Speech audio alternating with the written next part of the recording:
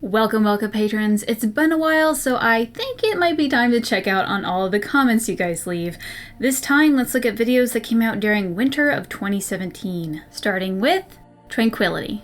Jarrell says, so seeing as how Felasan is killed in the Fade, would that make him tranquil? They do speak in Trespasser about how he needed to die, but would that be in a literal sense or a tranquil sense? And then Alyssa Levenseller replied, I haven't read the book yet, but I heard another theory video that said he was still alive but tranquil because he was killed in the Fade.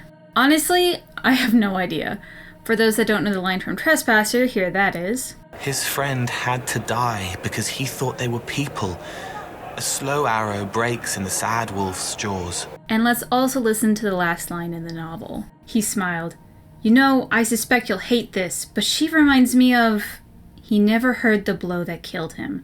His last thought was for an elven girl alone, with no magic, no family, no power, searching for her people. And from this, I would assume that he is actually dead, but I really hope we get to see him alive. Even if he is killed in the Fade, perhaps it was his connection to the Fade that has kept him alive. Perhaps cutting him off is deadly for him. We just don't know. But wouldn't that be awesome if we get to collect Tranquil Felasan, cure him of tranquility, and now we have a disgruntled ancient elf on our side against Solus? Mwah, I love it. D. Karawaski, I think, 25, sorry if I mispronounced that. So did Ameridan have both the abilities of a mage and seeker? Frankly, I have no idea. Seeker abilities are slightly different from person to person, so I'm not sure how much more powerful a seeker mage could be. Frankly, if all a seeker is someone who is tranquil and then touched by a spirit, and then that touch gives normal people almost magical abilities, I wonder if it just makes mages more powerful. I mean, Ameridan freezes himself and a giant dragon in time! That's no small task. Hunter Haycraft says, what if someone put a dwarf through the right? What if a dwarf tried to become a seeker? Would their already non-existent connection prevent both? Again, I'm not sure. At all. I don't even have a good educated guess for this. Perhaps all it does is give the dwarf the ability to dream. Or not. I don't know. But it's a really good question, and keep asking it. Hopefully, at one point, we'll know the answer. Darkspawn. Zero Maro X says, 2 points you missed. The Shriek emissaries also appear in Dragon Age 2. One is the boss in the prologue. Also, you did not talk about the presumed religion of the Darkspawn. That seems to revolve around the old gods. The Dragon Age 2 entry on the emissaries says that they serve as some sort of spiritual guides, and you can see their altars in the Return of Ostagar DLC. For the first part, this is probably in reference to this line. In Dragon Age Inquisition, the emissaries seem to be mostly Shrieks. To be honest, I'm not sure why I even worded it like that, but yeah, Dragon Age 2 emissaries are also the weird floaty elf kind. For the second part, I can't find what you mean. I can't find any codex entry from Dragon Age 2 that's just about the emissaries or any of the other games that mention what you say about spirit guides. The only thing close to it is a line that I found in the Dragon Age wiki which says this. Emissaries are highly intelligent darkspawn that draw on the power of the taint to cast spells.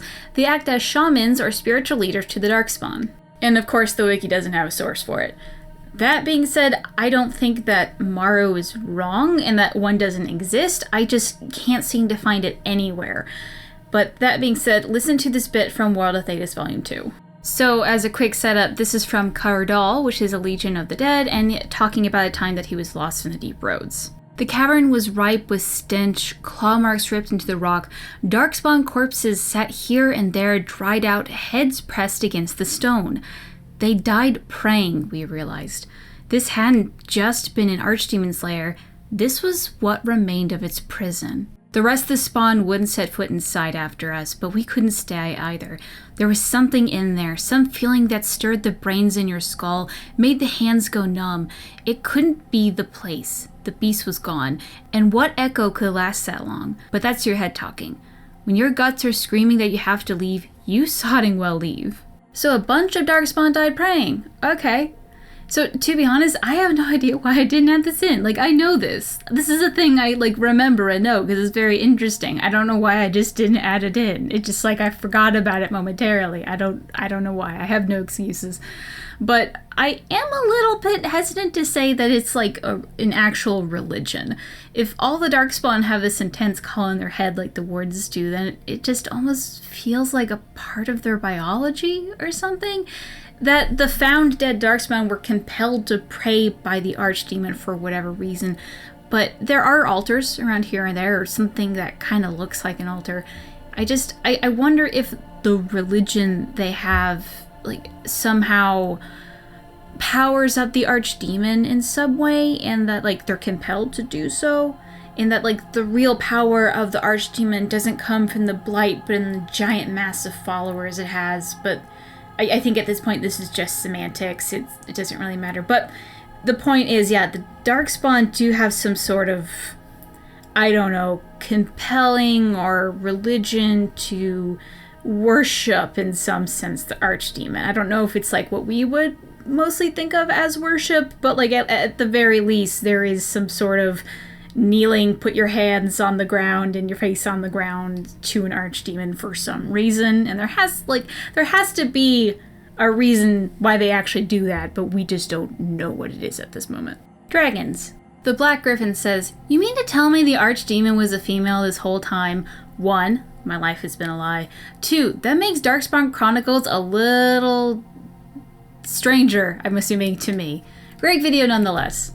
And then there's a whole bunch of comments saying a whole bunch of things, but it mostly gets at the archdemons are male, but then there's one, Razakale, that is female. So yeah, the comments get the correct answer. The archdemons are all referred to as male -1, which is Razakale. But remember, the archdemons aren't technically dragons. They are powerful things that take the form of dragons. Even the Tevinders believe this. So if anything, these mostly male spirits just take the form of a very feminine, draconic animal? A dragon? I don't know why I worded it like that. Kevin Green says, "Wait, if high dragons are immune to the taint, how are there archdemons? Aren't all of them dragons?" And then the Onion Ninja replies, "Archdemons are old gods. High dragons are immune to the blight. Dragons lesser than a high dragon aren't immune to the blight." So unfortunately I'm picking on Kevin Green on this, but I've actually gotten a lot of other comments and PMs about this. But guys,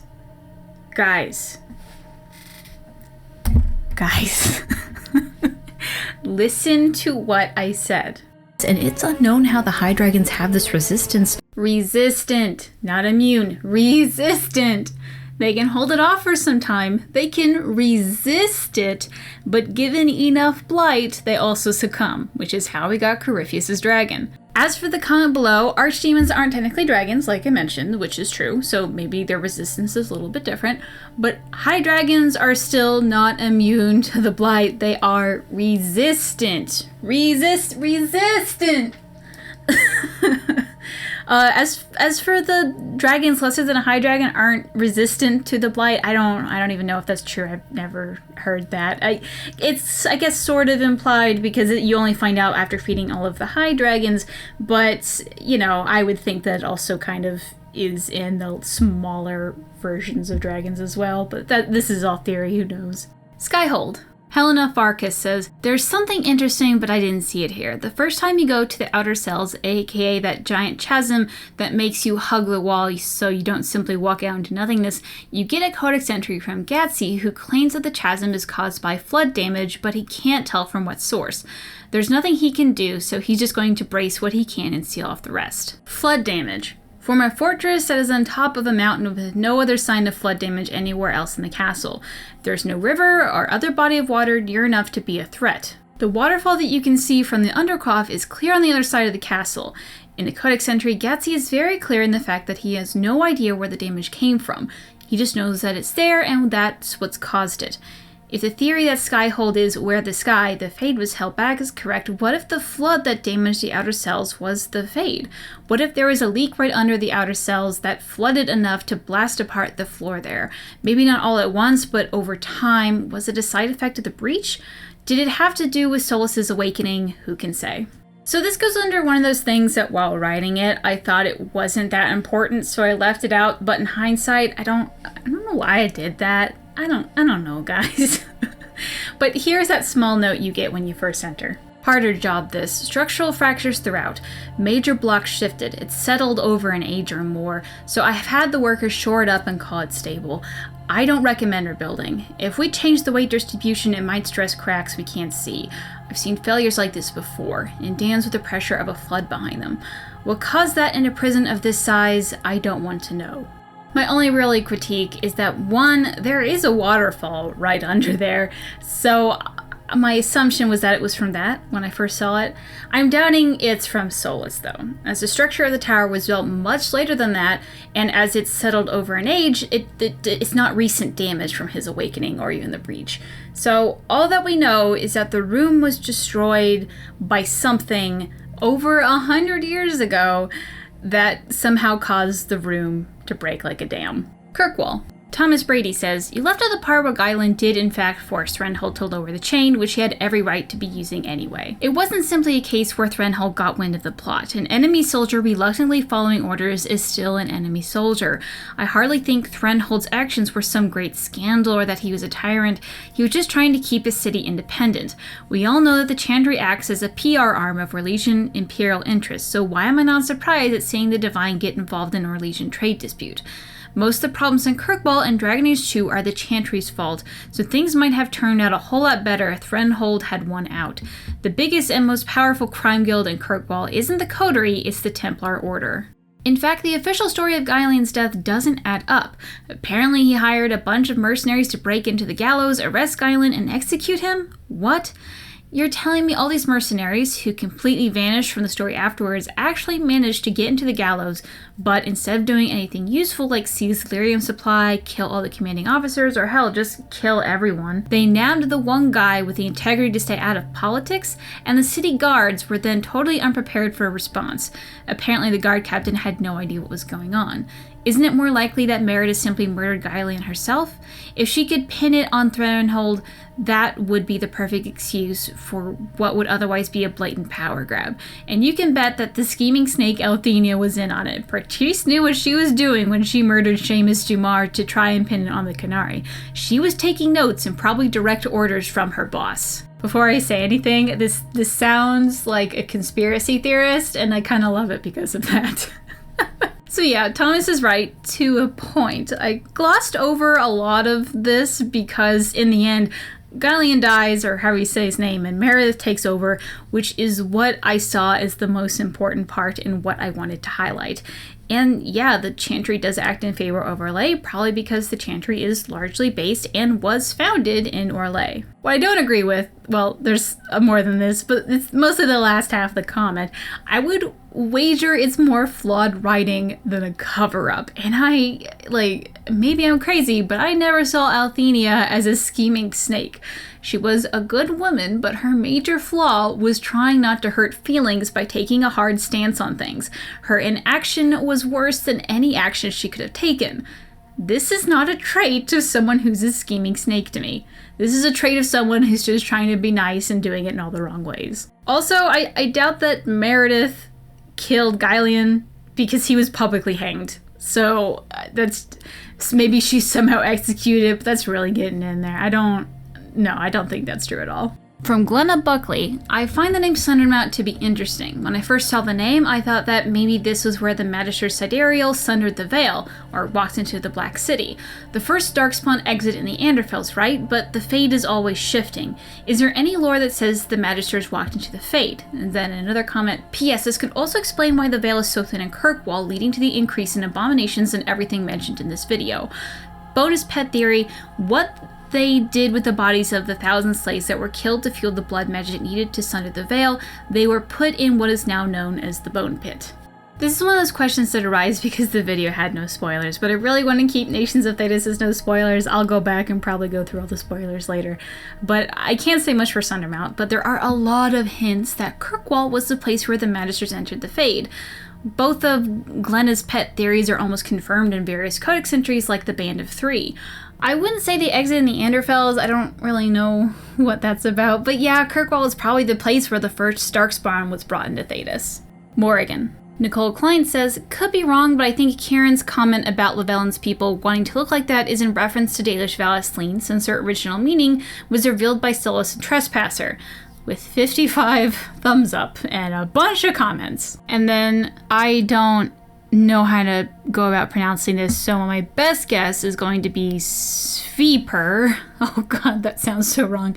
But was Kieran's comment about elves choosing what they look like a nod to the theory that elves were originally spirits that crossed over into physical form from creating the elves? I'm putting these two comments together for a reason. Perhaps his comment could be about the Valicine, but I've always read it like the second comment, which it kind of makes me sad that that one comment got 55 upvotes. Not that like it's wrong, it's just not the way that I see it, but like that's, you know, you do you. So technically both are correct at this point, but I'm putting all of my money onto the second comment. Stalker747Al says, about the yellow eyes, you forgot the werewolves in Dragon Age Origins who have yellow eyes after you freed them, which is why I believe they had something to do with nature or beast and not mythal. So this is one of those things like I wonder, I use way too many mods and I forget what the actual game looks like. But yeah, both have yellow eyes. Morrigan actually uses a very unique eye texture. Flemeth in Dragon Age Origins doesn't even have yellow eyes. I think they're just brown. And then the wolves, I can't decide if it's Morrigan's unique texture that they use or if it's just the yellow tint. I can't really tell. But anyway, at least me personally, I sort of doubt that the two are related. I literally have no proof for this. So it might be. I just think that it's the wolves' yellow eyes is more about how real life wolves have yellow eyes. So I don't know, maybe Mythal is a wolf, maybe it's completely rated. I could be completely wrong, but just want to throw that out there. Beyond Thedas. Shadowhell says, since this was a bit of a rush job, just something to fill in while your other videos are still being worked on, you probably didn't realize that we know of other Canary. Iron Bull calls them the Kossith, but also says the stories are not clear, but the Canary had to leave. So there is at least one place outside Thedas that has Canary. They don't follow the Qun. Does this mean they act like Vishoth or Tal Vishoth? How knows they could even be the executors as far as we know? Okay. And then Ebony Yu says, Shadowhell, in her defense, she has mentioned these facts in multiple times in past videos. Drat, you caught me! If only I didn't imply that this was rushed in the opening of the video.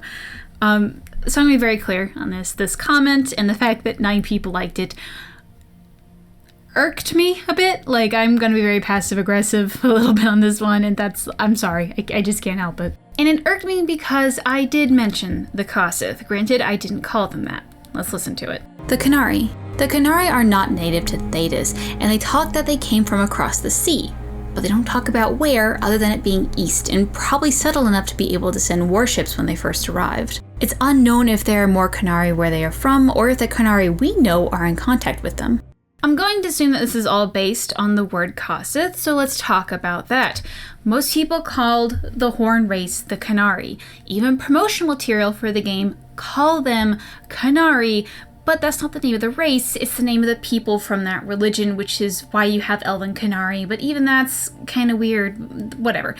The point is, we don't know what the word Kossith refers to. We know that it revolves around the race that we refer to as Canary, but we aren't sure if it's the name of the race itself or the name of the culture the Canary came from before Thedas. So to make it easy on others, and because we aren't sure what Kossith really is, I called them the Canary in the video because that's how most people think of it. So no, I didn't forget about it, I just didn't call them the Kossith because we don't know what that word means. Thank you. Also, I just want to be clear, like, I'm not, like, actually angry, I'm just kind of, like a little irked about it, just because this happens a lot and I don't normally mention it. This is, I think, the only one that I think is even worth mentioning. But you people, I swear to God, it's like you don't watch the video and then you comment on it. You call me out on things I didn't mention, but then I did and it's in the video. It's like you watch half the video, think of something, pause the video, type out a comment saying how wrong I am, and then you watch the rest of the video and go, oh wait, there it is.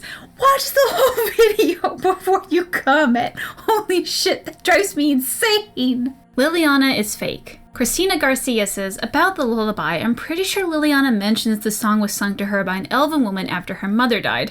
Maybe one of Lady Cecilia's servants who nannied her, since she was so little. Also, I heard the theory that Leliana was a half-elf, but I always assumed it was her father who was the elf, since in Origins, I replayed it recently, she mentions how grateful she was that Lady Cecilia kept her mother in service even after she became pregnant while unmarried. Leliana's mother was Ferelden, but she was in service to an Orlesian noblewoman, not to dimension, human-elf marriages seem to be frowned upon in general. So yeah, I think she was elf-blooded, but it's the dad, not the mom. So Leliana does mention that she learned it from an elven woman. One of the reasons I didn't bring it up was that in the logic of the theory, this would be a false memory. I didn't think it was a strong enough evidence against it, so I just left it out. I just feel like if the theory states, what if it's false, and then the only rebuttal is, but what if it isn't? Isn't that compelling? Anyway, for the last half of the half-elf theory, maybe. I've seen a lot of theories a lot like this, and it's honestly has just as much proof as the one mentioned in the video. So yeah. Believe It 1051 says, hold up, in Hush Whispers shows Leliana is resistant to the taint, not red lyrium. This is why she was used by Alexis to treat Felix, who was infected with the taint. Also, Cassandra's personal quest shows that Seekers are resistant to red lyrium, but this doesn't mean Seekers were sung into existence by lyrium. Next point, Darkspawn probably don't go near Titans because the song of a Titan might drown out the song of an old god, currently Razakale most likely, so of course they won't go near a source of song that is not of the old gods, which is the song of the Darkspawn follows. It has nothing to do with lyrium, as lyrium can be corrupted. Leliana was not stabbed fatally in Leliana's song any more than Morrigan possibly was in Witch Hunt. She was also taken prisoner, treated for her wounds, and then raped and assaulted numerous times. The voice of encouragement she heard was the Mother Dorothea. This is confirmed in the DLC. According to World of Thedas, which I don't trust, Leliana met Marjoling when she was 16, so she was probably 18 in Leliana's song and a little older than that in Origins, so figure 34 or so in Inquisition. She's not that old to begin with. Her vision could have been based on her own life experience. Being betrayed, thrown into a dark dungeon, and raped would likely cause her mind to envision a dark place. It could have been a result of suicidal thoughts. Also, the Guardian seemingly calls her bullshit on the vision and accuses her of making it up for attention, so it could be nothing. So there's a lot of point here, but I'm only going to go with the first couple ones. First, yes, I know that she's resistant to the taint, which is why I read the source out loud. But as red lyrium is tainted lyrium, Words Are Functioning, who made the theory, theorizes that resistance to the taint could apply to red lyrium as well. So about the Seekers and the Darkspawn song, yeah, okay, those are fair points. Although, I will say that lyrium does have a song as well, so wouldn't a higher concentration of lyrium have the same effect as like the Titan song that you say that would disrupt the call of the old gods? That's just my point on that. I think overall, though, yeah, that's a good point to bring up. A third point you say, I agree with you. I do mention Dorothea in the rebuttal. I don't think she was fatally stabbed. Yeah, it's a flawed theory, but it's a fun theory. It's just a tinfoil theory. There's a lot of holes in it. I don't believe it's canon, but I think that the points of theory videos is just to see the material in a new light, and there was enough for the theory to at least be somewhat plausible. And I think that if BioWare wanted to go that direction and call it canon, I don't think it would be impossible to do so. I think it would upset a lot of people because it is kind of so out there. Why would you do that? But I'm just saying that I agree with your points, but I don't think that completely poo-poos the theory. Does that make sense? I don't know. Anyway.